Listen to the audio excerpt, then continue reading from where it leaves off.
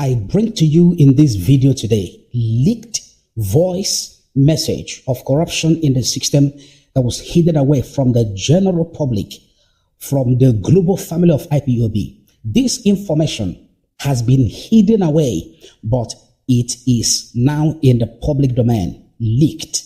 You will hear how they embezzled the fund, who they gave the money to, and who authorized the money. $20,000. These are same people that are accusing Mazi Nnamdi Kanu of squandering the money of IPOB, using the money of IPOB on his lavish lifestyle, chasing women up and down. And the question now is this: how clean are their hands? I'm going to play the tape to you. You will hear the tape, confirm the tape. I'm not going to do a lot of analysis today. This is Saturday. I'm just resting. You will be the analyst. You will type in the chat section what you make out of the tapes I'll be playing. But before I play the leaked tape and other tapes I'll be playing in this video, I want to play a clip from Mazi Nnamdi Kanu. You will hear what Mazi Nnamdi Kanu said. All of these allegations and all of these accusations, you will hear what Maxwell Nnawuihe said. Now, let's start with this. After that, we go to the leaked tape. Please like and share this video immediately. Spread it everywhere. Let other people hear so that they will know who they should follow, who they should be listening to. Okay? Let it not be a situation of the kettle calling the pot black. Let's go there. There are people who are incorruptible. Incorruptible, I said. There is nothing that moves them. I have come to this earth to do one thing and one thing alone. It means to fight and get Biafra. I have not come to this world to be a millionaire, to own hotel, to own oil block, to be close to the president of Nigeria. That's not my job. My job is, what have you done to restore Biafra? When I die and meet Chukwu Abiyama, that's what it. Did you hear that? Did you hear that? Let's go to the leaked tape. Let's go to that. Listen attentively. You will analyze it by yourself. Type in the chat section. Listen. They wanted to deport Mazi Chinasa. If not, the man for the first time, which he never always liked to tell anybody or to call anybody's attention. One fateful morning, he called. Some say, okay, I'm going to pay him no. I need 4 days. Now I'm asking them the Kanu and Nigeria government. You pay almost $20,000. Find the changes here. No, you fool now. That guy has it. And the funny thing, the 8,000 something euro for your business loan account here, they freeze the account, they block the account, block his driving license, block his documents, block everything, no access. Did you hear what I said now? That Chinasa called him. This is one of their own, the former DOS, and said that he's about to be deported from his country of residence, and that Mazi Nnamdi Kanu is among those who are planning for the deportation, and he needed $20,000. $20,000. And the money in his account for his business, about 8,000 or so, has been frozen. His account frozen. And then this very guy was the one he called to help him out with a sum of $20,000. This $20,000, was it the money of the man he called or the money of IPOB? Of course, it was the money of IPOB. Now, the tape is going to continue. You will type in the chat section what you make out of this, because they are telling you Nnamdi Kanu has stolen our money, he's a scammer, he's a fraudster. Their hands are clean. You will be the judge. I'm telling you about it. Wait. Most of the comments do not hear. Because sometimes I carry people along from Italy here. So I wouldn't tell wash it. They will come and tell you that I'm a national lie. I put them in that follow. I called the HOD, called the man that was so I wash it. I want that kind of person that will stay here. Here, I'm like this because of it. What I need from you is approval, Mazi. Give me approval. This guy was the national coordinator of Italy. He called, you had the names that he mentioned in this tape. He called Abanim and he called the former HDOS, Cheka Edoziem, over this need of $20,000 to be given to Chinasa. I'm not the one that is making it up. This is not my voice. It was leaked. It's in the public domain. What I'm doing here is to bring to the knowledge of the people that before you condemn Mazi Nnamdi Kanu, oh, he's a scammer, he's a thief, he's that, he's not qualified to lead IPOB. The people who are accusing Mazi Nnamdi Kanu, how clean are their hands? What is the grade of their integrity? They are telling you they are the one now in charge of the institutionalization of IPOB. $20,000 unaccounted for. This is not just the only accusation or the only secret that is leaked. There are a lot. The tape continues. He said that the HDOS should approve. As soon as he approves, then the $20,000 will be disbursed, will be released to Chinasa. Listen. He told him yes, Neke will do it. He was given the approval immediately. Mazi, it took me and Mazi 2 days to raise $20,000 for you to be hearing the voice of Chinasa today. I'm going to do this one. That's why sometimes you open a book. When I'm here to shout, most of you will not understand. You hearing Chinasa today is the help of this DOS to tell you that Atrocities millionaire. This kind of thing now, my brother, a low issue, they move forward. Did you hear that? That the HDOS approved for him to release $20,000 from the funds of IPOB. And that for you to be hearing the voice of Chinasa today is because of that very role that he played in order to evade his deportation. I'm not the one that said it. He said that his name is KK. And this is the same KK that is called KK Oda in Italy. And is among the people who are championing the factionalization of IPOB, withdrawing their loyalty from Mazi Nnamdi Kanu, and also the institutionalization of IPOB movement, believing that Mazi Nnamdi Kanu has deceived Biafrans, he's a thief, he's a scammer, he's not worthy, he can't be trusted anymore, but they themselves can be trusted. Let's go to the next tape. Type in the chat section what you make out of this. Like this video, please. It is for the purpose of enlightenment and helping our people to have a better perspective on what is really going on. I have said it and I want to repeat. They should have allowed Mazi Nnamdi Kanu to come out of this very detention, this very imprisonment, and then they should bring out their records and their facts, one-on-one, face-to-face, so that Mazi Nnamdi Kanu can defend himself. In as much as they didn't do that and everything now is blown away, we have to bring out all this information to the people. Let's go to the next tape. Please like and share this video, is important. Exposing the many atrocities of Chinasa and Chike Doziem. In the coming days, Biafrans, I will start to expose Chinasa and Chike Doziem and the atrocities against the people of Biafra, one incident at a time. I'll be exposing the many atrocities of Chinasa and Chike Doziem Biafrans.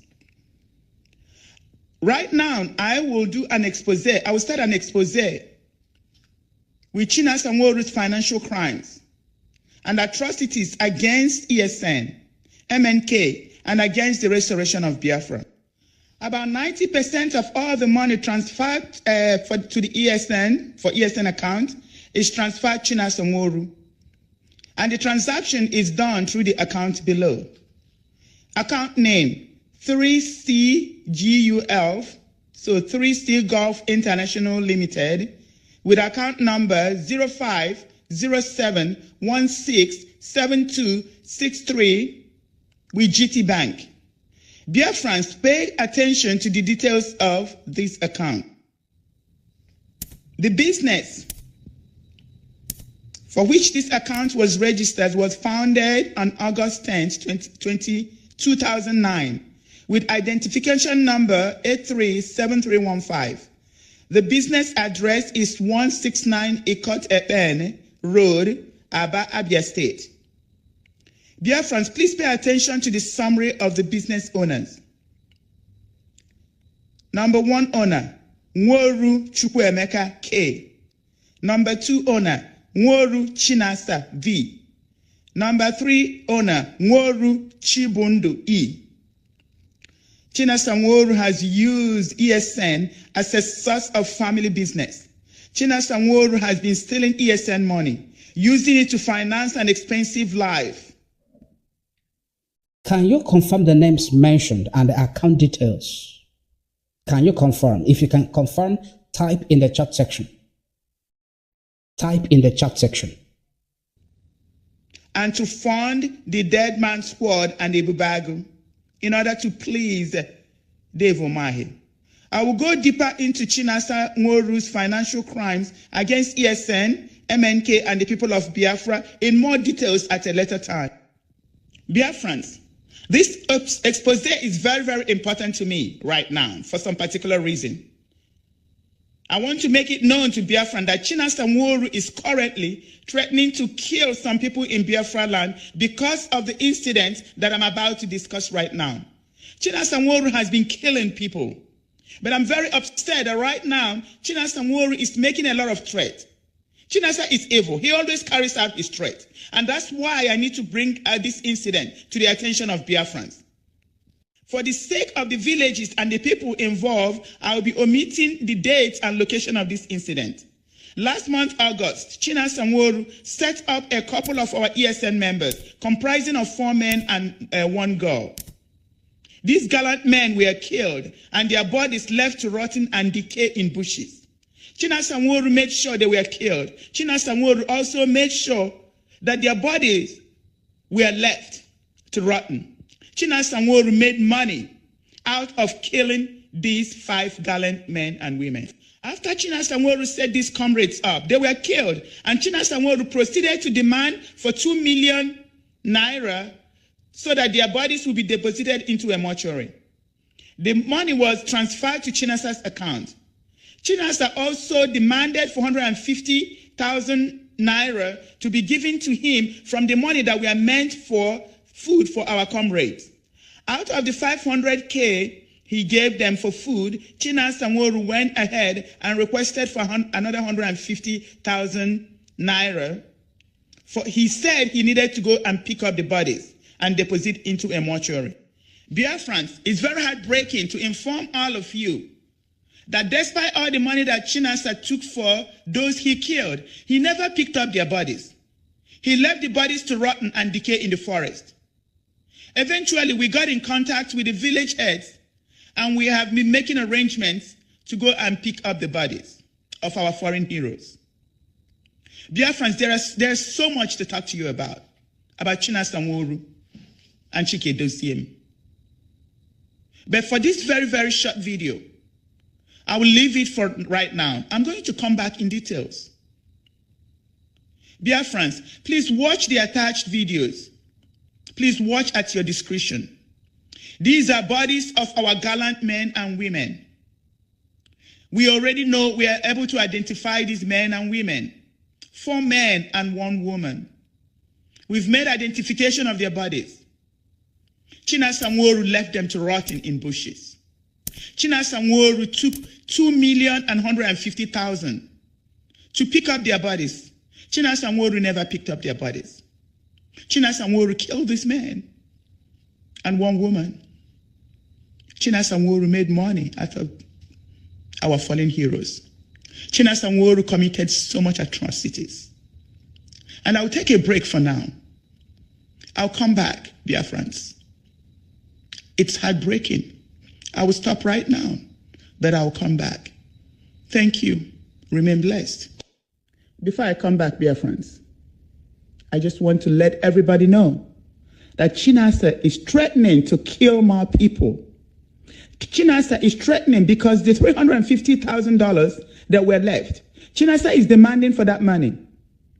And these people are telling Chinasa that they can't give out the money because the money belongs to ESN.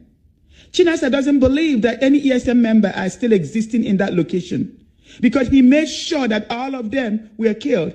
In his head, he already believed they were all killed. Many of them were killed after all. And to Chinasa, he believed all of them had been killed. And that's why he's demanding for the 350,000 Naira that is left out of the 500,000 that is meant for their feeding. Bear in mind that 9 million Naira was given to Chinasa. Chinasa only gave them 500,000.